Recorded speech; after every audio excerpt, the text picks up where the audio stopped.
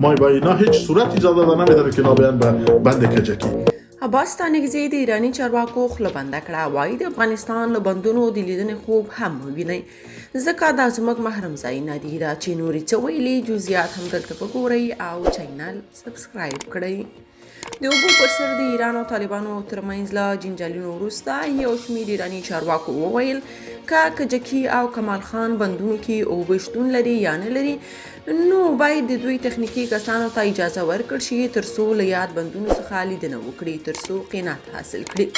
ان تر دې پورې چې د ایران کورنۍ چارو وزیر طالبان دروغجن وبلل او ویل چې یادو بندونو کې اوبه شته.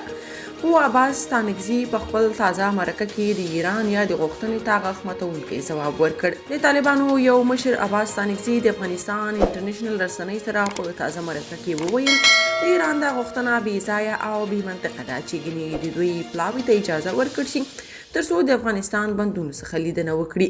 ستانکزي وویل د بندونو شاوخوا کې د دوی ستر نظامي هډې او تاسیسات شتون لري چې په هیڅ صورت چاته اجازه نه ورکو ترڅو له هغه ځایه لیدنه وکړي. هر هیواد خپل حساس او محرم ځایونه لري او هیڅوک د بل هیواد پلاوي ته د یادو ځایونو اجازه نه ورکوي. هغه د پوښتنې په ډول وویل آیا ایران چمتو دی چې موږ ته اجازه ورکړي ترڅو د دوی د بندونو او اټومي بټیو څخه لیدنه وکړو. ستانکزي زیاته کړه موږ بار بار ویلي چې کجکي بند کې اوبه نشته او که چیرې اضافي اوبه شتون درلودی نو موږ به حتما ایران ته خوشي کولی، خو دا چې کافي اوبه شتون نه لري نو ایران دې دا تمه نه کوي چې موږ به ورته څه ناڅه کمې اوبه هم خوشي کړو، ځکه زموږ خپل کروندګر او سیمې یادو اوبو ته ضرورت لري.